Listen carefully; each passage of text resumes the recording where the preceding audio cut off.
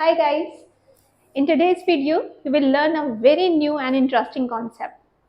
Now what is this concept? Today you will learn about be sentence.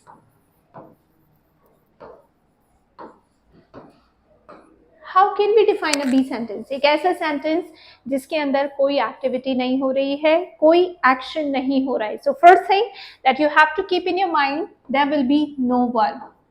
No verb of any form. तो अब ये be sentence है क्या? Be sentence is all about is MR in present tense and was were in past tense. So be careful. यहाँ पर आपको कोई verb use ही नहीं करना है. ये रिप्लाई क्या देगा? ये रिप्लाई देगा बेसिकली व्हाट का, what is this, what was that, where का, where are you, where is your mother, how many का, how many are students, how many are teachers. So कोई भी चीज जो इन सारे क्वेश्चंस का रिप्लाई दे लेकिन एक्टिविटी फिर से नहीं हो रही है, वो आपके बी सेंटेंस होते हैं. Now how will you make the sentence structure? You guys will use subject. Everybody of you know what is subject. I, we, you, they, he, she, it, singular noun, plural noun. Let's start these and those. So जो भी जिसके भी बारे में बात हो रही है ये आपका subject होता है, right? Then second is your be form, which can be is MR or was were. So depend आप लोग है की बात कर रहे हैं या थे की बात कर रहे हैं. It completely depend on that. Right? So this is for hai, hum, ho, and this is for tha, thi, the. And then at the end you guys will object. अब confusion ही आती है ये object होंगे क्या क्या. So today this is the concept that I'm gonna clear you with. Negative भी आप easily बना सकते हो guys. So just don't worry. Put your not after is MR. So was were in past, is MR in present and then not object. So ये sentence structure इसमें बनते हैं. You can see हमने verb का कोई use नहीं किया है. अब object में क्या क्या रहेगा? Let's talk about that. So जैसा हमने previous slide में देखा is MR, was were और object. इसी को ही हम लोग लेके चलेंगे. तो आपको subject अपना clear हो गया, बीच में बी फॉर्म क्लियर हो गई. अब हम ऑब्जेक्ट डिस्कस करते हैं. तो ये ऑब्जेक्ट क्या क्या हो सकते हैं guys? This object can be any noun. Now this can be a common noun और a proper noun. For example, I am Jyoti, I am a girl, I am a trainer. So कुछ भी, कोई सी भी, कैसी भी एक noun. This can be an adjective as well. For example, India is a big country, India is a beautiful country, India is a democratic country. सो कोई भी एक एडजेक्टिव जो आपके सब्जेक्ट को डिफाइन करे वो यहाँ हो सकता है. Apart from that you guys can mention any number as well.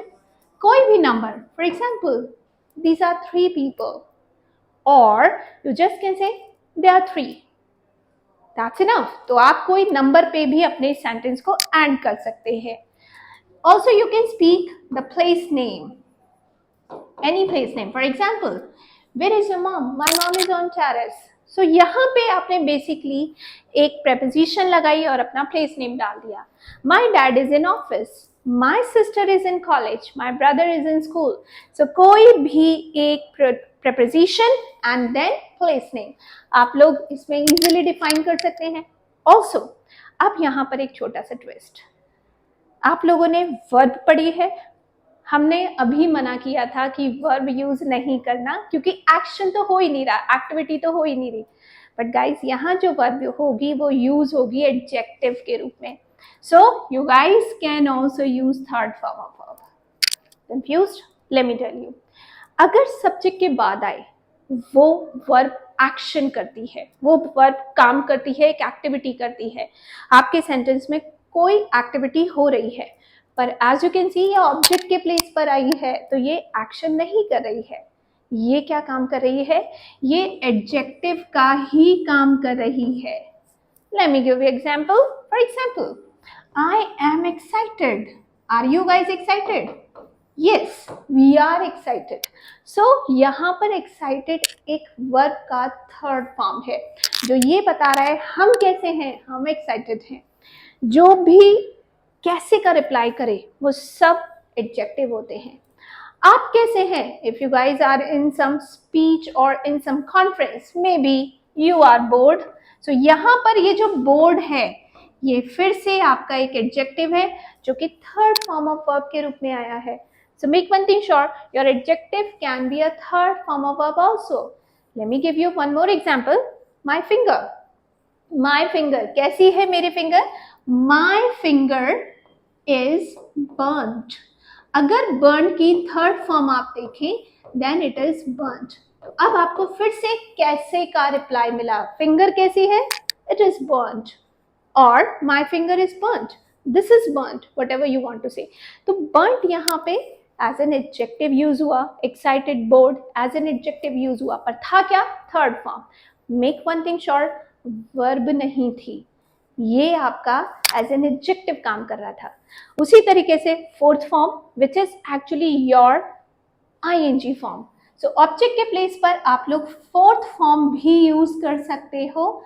Now this fourth form is ING form and ये क्या काम करेगी? ये नाउन का काम करेगी. आपने एडजेक्टिव के रूप में थर्ड फॉर्म सीखी, नाउ नाउन के रूप में this is fourth form. For example, my father is hard working. My father is hardworking. Now in this case आपने जो सेंटेंस बनाया उसमें ऑब्जेक्ट के प्लेस पे हार्ड वर्किंग आया, which is not a verb here. This is just a noun. Okay, and also you guys can say this story is interesting. This story is interesting.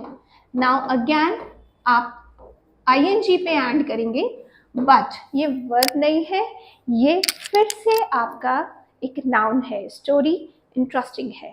Adjective ले लो, noun ले लो, कुछ भी, depend on the situation. This can B